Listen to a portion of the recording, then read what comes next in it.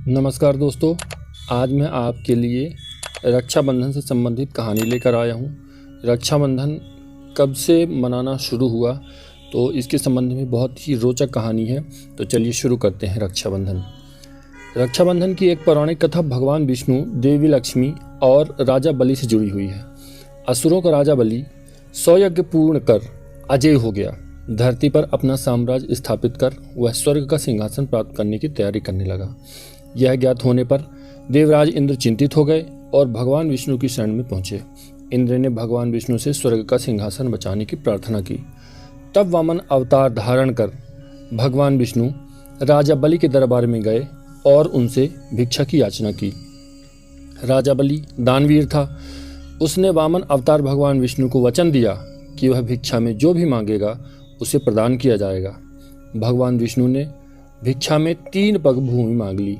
राजा बलि ने अपना वचन निभाते हुए वामन अवतार भगवान विष्णु को 3 पग भूमि दाने में प्रदान कर दी और कहा कि वह 3 पग भूमि नाप ले। भगवान विष्णु ने पहले पग में पृथ्वी को नाप लिया, दूसरे पग में स्वर्ग को, तीसरे पग के लिए पूर्व ही राजा बलि भांप चुका था कि उसके समक्ष उपस्थित वामन कोई साधारण व्यक्ति नहीं है। उसने अपना शीश वामन रूपी भगवान विष्णु के आगे झुका दिया और उनसे तीसरा पग अपने शीश पर रखने का निवेदन किया।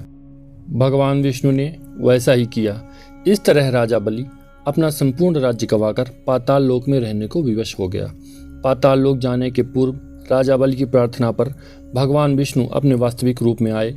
वे बलि की दान पूर्णता देख अत्यंत प्रसन्न थे। उन्होंने उससे वर मांगने को कहा। राजा बलि बोला, भगवान, मेरा तो सर्वस्व चला गया है। मेरी आपसे बस यही प्रार्थना है कि आप हर घड़ी मेरे समक्ष रहें। भगवान विष्णु ने तथास्तु कहा और राजा बलि के साथ पाताल लोक चले गए।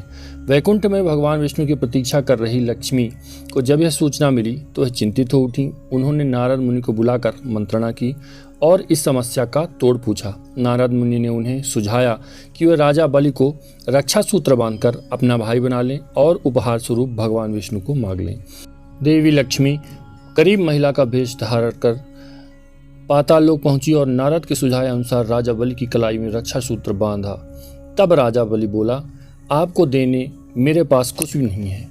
तब देवी लक्ष्मी अपने वास्तविक स्वरूप में आई और बोली, आपके पास तो साक्षात भगवान विष्णु हैं, वही मुझे चाहिए।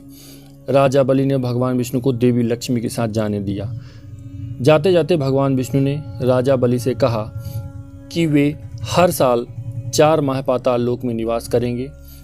वे 4 मास चतुर्दशी कहलाते हैं और देवशयनी एकादशी से प्रारंभ होकर देव उठनी एकादशी तक चलते हैं। जिस दिन देवी लक्ष्मी ने राजा बलि को रक्षा सूत्र बांधा था वह श्रावण मास की पूर्णिमा का दिन था। तब से वह दिन रक्षाबंधन के रूप में मनाया जाता है और उस दिन बहनें अपने भाइयों की कलाई पर रक्षा सूत्र राखी बांधती हैं और भाई बहनों की रक्षा का वचन देते हैं। दोस्तों, ये मेरी कहानी आपको बहुत अच्छी लगी होगी। कैसी लगी मुझे कमेंट करके ज़रूर बताएं। मेरे चैनल को सब्सक्राइब कीजिए, लाइक कीजिए और दोस्तों के साथ शेयर कीजिए। धन्यवाद।